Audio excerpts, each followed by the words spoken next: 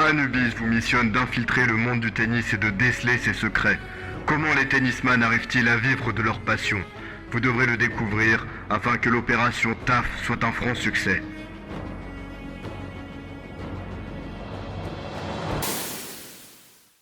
Salut à toi, on se retrouve pour le premier épisode d'Opération TAF, l'émission qui explore les recoins cachés du travail. Pour ce premier épisode, je suis en compagnie de Jérémy. Salut à toi. Salut Anubis, merci beaucoup pour l'invitation. Donc je me présente, moi c'est Jérémy, j'ai 19 ans, je suis étudiant dans la région Auvergne-Rhône-Alpes en économie-gestion. Donc je pratique le tennis depuis l'âge de 5 ans, je fais régulièrement des compétitions, voilà, j'ai quelques tournois dans le département. Et je possède aussi le diplôme d'initiateur de tennis que j'ai obtenu lors de la session 2023. Je rajoute une petite information en post-production. Jérémy a oublié de dire qu'il est classé 5-6, donc il est vraiment pas loin d'être à un niveau professionnel. On lui souhaite sincèrement d'y arriver. Alors, je vais commencer avec une question un petit peu brute, mais c'est surtout pour savoir quel est le métier de tennisman aujourd'hui. Alors ta question elle est assez vaste à répondre. Je pense que voilà, pour répondre un peu de façon générale, voilà, le métier de tennisman, de joueur de tennis de haut niveau, c'est voilà, de participer à plusieurs tournois au fil de l'année pour grappiller donc, soit des points à l'échelon français, donc national, pour progresser au classement français, ou voilà, si on évolue au niveau international, gagner des points ATP. Donc ce que je vais parler après tout à l'heure. Mais voilà, c'est des points mondiaux et ça permet de grappiller des échelons à niveau international. Des tournois. Mais au final, comment fonctionne le tennis? Parce que tout le monde n'est pas au courant. Oui, alors professionnellement, donc le tennis, il y a une organisation qui s'appelle l'ATP qui est en charge de fixer un calendrier avec différents tournois. Donc il y a plusieurs catégories de tournois. Donc tout d'abord, on a les futurs, donc, qui est les premiers tournois ATP. Donc par exemple, pour en citer quelques-uns, on a les futurs qui se passent à Varsovie, il y en a un à Varsovie. Il y en a quelques-uns aussi un petit peu en Espagne, en Italie. Ensuite, on a la deuxième catégorie qui sont les challengers. Donc là, le niveau il est quand même un peu plus élevé. On commence vraiment à entrer dans le vif du sujet. Idéalement, voilà, on a les joueurs qui sont classés 180 mondial, 200 mondial qui arrivent à gagner ces tournois-là. Donc par exemple, en France, on a le challenger de Cherbourg, on a le challenger de Quimper aussi qui existe. Ensuite, voilà, là on a les ATP 250, donc, qui sont encore un niveau au-dessus. Voilà, là on a des très très grands joueurs. Par exemple, Novak Djokovic qui a participé à l'ATP 250 de Belgrade. Donc ça arrive de voir des très très grands joueurs qui y participent. En France, on a Marseille, on a Montpellier, on a Lyon, on a Metz, donc on a pas mal de tournois. En ATP 500 ensuite, donc encore une catégorie au-dessus. Ensuite vient les Master 1000, donc là vraiment les meilleurs joueurs du monde s'affrontent. En France, on a le Master de 1000 de Paris-Bercy, on a le Master 1000 aussi de Monte-Carlo, et ensuite vient les Grands Chelems. Donc bien évidemment Roland-Garros qui se passe en France, à Paris. On a Wimbledon, on a l'US Open, on a l'Open d'Australie aussi. Alors, on entend tous ces grands tournois, tous ces grands noms, Roland-Garros, Wimbledon. Mais est-ce que le tennis est accessible pour tout le monde au final? Alors c'est assez compliqué je pense dans le passé, parce que le tennis était un sport assez cher. Maintenant je pense qu'il commence un peu à mieux s'industrialiser. On a beaucoup plus de gens qui peuvent jouer au tennis, on a des clubs à peu près de partout. Quand on regarde un petit peu dans le coin, on a toujours des clubs, 2-3 clubs qui sont autour de nous. Donc je pense que ça s'est pas mal commercialisé.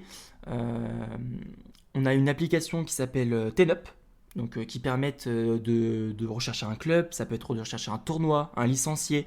Et cette application, elle peut permettre voilà, de s'inscrire à des tournois. Et ça permet vraiment de nous mettre en lien avec le monde du tennis. Alors, je vais te donner un cas, parce que voilà, on parle beaucoup d'accessibilité. Alors, on va se mettre dans la peau de Gonzague, un petit garçon de 10 ans. Alors oui, peut-être que son nom est assez original. Et ce jeune homme veut percer dans le monde du tennis. Il regarde Roland-Garros avec son papa. Quels sont les parcours gagnants qu'il pourrait mettre en place? Alors c'est bien déjà, il est passionné, c'est ça qu'on aime voir. Alors bon, idéalement c'est vrai que le tennis c'est un sport, voilà, il faut commencer jeune. Il faut commencer jeune parce que c'est un sport très technique qui allie voilà, le mental aussi, le physique. Mais vraiment, cette base technique est primordiale. Voilà, on a besoin de cette base technique. Mais voilà, il n'y a pas de secret pour progresser. Il faut beaucoup travailler. Il faut beaucoup travailler, beaucoup faire de compétition aussi pour permettre de gagner, engranger des points, pour permettre de progresser au classement. Et au fur et à mesure, quand on va prendre du classement, on peut passer par exemple par des académies qui existent. Il y en a quelques-unes en France. Notamment, voilà, celle la plus connue, c'est l'académie de Patrick Mouratoglou, qui était l'ex-coach de Serena Williams, quand même, grande championne, grande légende du tennis féminin, qui en a gagné 23 de Grand Chelem. Il a aussi, il est l'entraîneur actuel de Holger Rune, 4e ou 5e mondial, j'ai un petit doute. Mais voilà, qui a créé son académie et de très grands joueurs sont passés par là. Voilà, il y a Stefanos Tsitsipas notamment, Holger Rune d'ailleurs, son propre joueur. On a l'académie All-In, par exemple, qui est basée à Lyon, donc dans la région Auvergne-Rhône-Alpes, qui a été créée par Joe Wilfried Tsonga. Donc l'académie se trouve juste à côté du Groupama Stadium, donc le club de foot où évolue l'Olympique Lyonnais. Donc c'est un très joli complexe et des joueurs aussi sont sortis par là. Je pense qu'il y a des différences avec le football, le rugby. Je pense que sur l'aspect financier, déjà sur l'aspect financier, dans le sens où quand même c'est assez cher de pouvoir jouer au tennis. Même comme si je le disais, c'était mieux commercialisé, c'est plus industrialisé. Mais voilà, quand on regarde un petit peu déjà le matériel, une raquette ça coûte cher. Quand on commence à faire de la compétition, voilà, il en faut au moins 2. Donc déjà on peut monter facilement à plus de 300 €. On a un sac à prendre, on a les vêtements qui coûtent cher, on a l'inscription au tournoi. Voilà, chez les jeunes, l'inscription, elle peut commencer à 12-13 €, je pense, en tout cas dans la région. Et puis monter progressivement, voilà, 16-17 €, ça peut arriver. En adulte, c'est 20 € le prix des tournois. Donc c'est vrai que ça fait quand même un assez petit budget. Et je dirais aussi au niveau mental, il y a une différence, dans le sens où le tennis, c'est un sport individuel. On est tout seul sur le terrain. Même si voilà, il y a des championnats par équipe, on est des fois plusieurs, ça arrive à un moment dans la saison. Mais voilà, généralement, le joueur de tennis est tout seul, c'est un solitaire. Il va faire ses tournois, il est tout seul, même s'il est accompagné d'un staff. C'est quand même vraiment une charge émotionnelle qu'il faut gérer, c'est très compliqué. Il faut vraiment être très fort mentalement. Alors, on parle des problèmes, mais quels pourraient être les avantages d'être tennisman, toujours par rapport au football ou au rugby ? Je pense que mentalement, on peut en apprendre pour la vie future. Savoir répondre, savoir gérer ses problèmes. Voilà, au tennis, c'est un sport qui varie énormément. On peut gagner le match, on peut être à 2 points du match, et on peut perdre le match, tout simplement. Donc tant qu'on n'a pas serré la main de l'adversaire, c'est jamais fini. C'est un sport qui est comme ça, alors que dans certains sports, comme voilà, le football, même s'il y a par exemple 2-3-0 à la fin du match, on sait à peu près l'équipe qui va gagner, forcément. Même si ça arrive des fois des comebacks, bien sûr, c'est le sport. Mais le tennis, ça peut remonter à tout moment. Même s'il y a 6-0, 5-0, je connais des gens qui ont su renverser le match, renverser la vapeur. Alors je trouve ça très intéressant parce que tu mets en lumière un côté bien plus introspectif, où au tennis, si tu perds, tu peux t'en vouloir qu'à toi-même. Contrairement au football, où l'aspect collectif va faire que c'est une équipe qui perd, ce n'est pas un joueur. Et est-ce que ça met plus de responsabilité, plus de pression à un tennisman qu'à un footballeur ? Enfin, c'est une façon de penser, j'imagine. Évidemment, c'est particulier. Je pense qu'il y a beaucoup de pression dans les autres sports, bien évidemment. Mais c'est vrai que le tennis, il y a une pression qui existe. Voilà, je ne vais pas juger les autres sports, je vais me concentrer essentiellement sur le tennis. Bien sûr, il y a une pression qui existe, notamment au niveau financier. Il y a certains joueurs qui sont dans les classements mondiaux, qui font des tournois. Et pour eux, ce sont très compliqué de gérer l'aspect financier. Voilà, comme j'ai dit, il y a des premiers tournois mondiaux qui sont les futurs, donc la première catégorie. Et les futurs, même si on arrive en quart de finale, en huitième de finale, on ne gagne pas d'argent. Donc en fait, on est toujours en perte. Donc en fait, l'idée, ça va être de gagner ces tournois-là, monter progressivement au classement, participer au Challenger, donc la catégorie qui est au-dessus.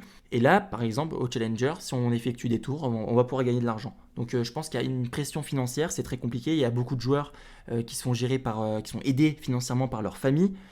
Et mentalement aussi, comme je l'ai dit, c'est très dur de se gérer mentalement. On est tout seul sur le terrain.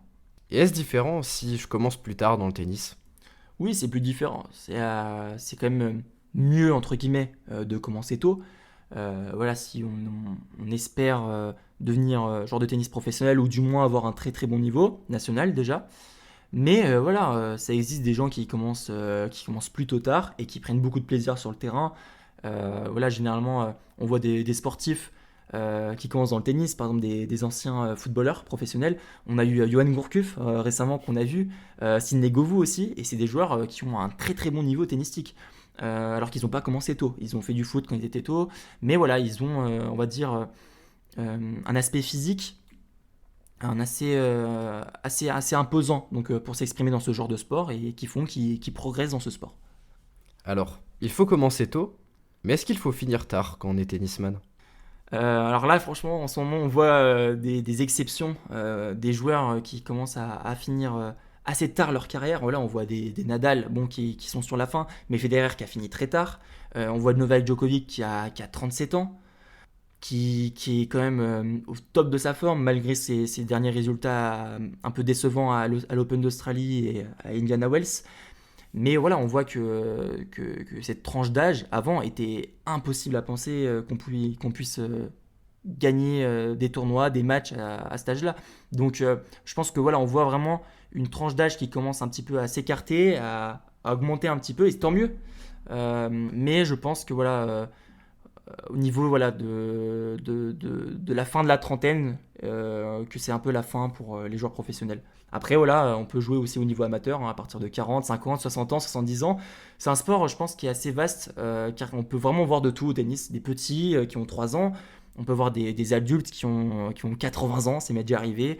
Donc c'est génial. On avait vu par exemple une personne assez âgée qui avait 88 ans, si je dis pas de bêtises, et qui s'entraînait, qui avait joué quelques balles avec Rafael Nadal, quoi. Donc c'est génial le moment de partage. Et tu penses qu'on peut vivre du tennis jusqu'à quel âge? Je pense fin de la trentaine. Je pense fin de la trentaine, peut-être un peu plus.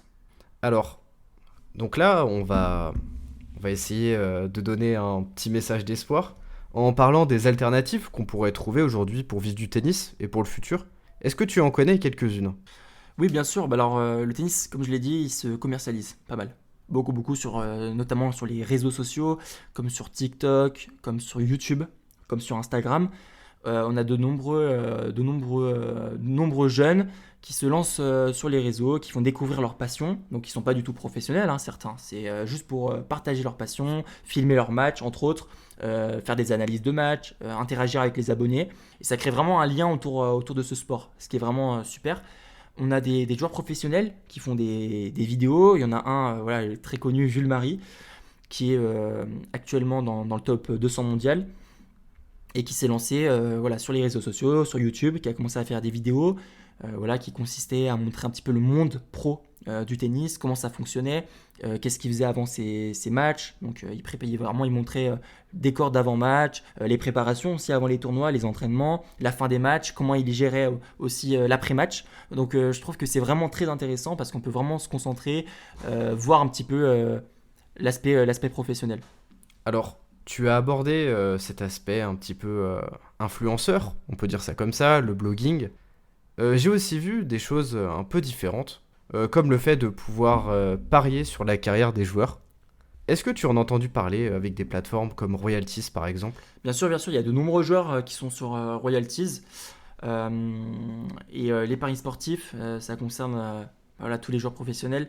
Il y a eu certains scandales aussi qui ont existé autour de ça. Je pense qu'il ne faut pas oublier d'en parler. Il y a de nombreuses joueuses, comme par exemple Océane Dodin, qui était pris à partie parce que avec ses résultats décevants, voilà, qui s'était vu se faire insulter sur les réseaux sociaux par les nombreux parieurs qui avaient misé de l'argent sur elle. Il y a eu de nombreux joueurs comme aussi Pierre-Hugues Herbert, pardon. Et d'ailleurs une vidéo avait été tournée là-dessus où on voyait Herbert face à ses opposants un petit peu, si je peux me permettre, qui le critiquaient, et donc qui se retrouvent en face à face dans une vidéo YouTube où ils se parlent de ce qui s'est passé, leur interaction. Tu es alors plutôt mitigé sur ça, le fait de mettre sa carrière en bourse, entre guillemets. Tu penses que c'est une idée plus ou moins bonne selon la tournure que ta carrière professionnelle prend? Voilà, exactement. Eh bien, c'est super. Est-ce que tu aurais un petit mot pour conclure, un petit mot de la fin?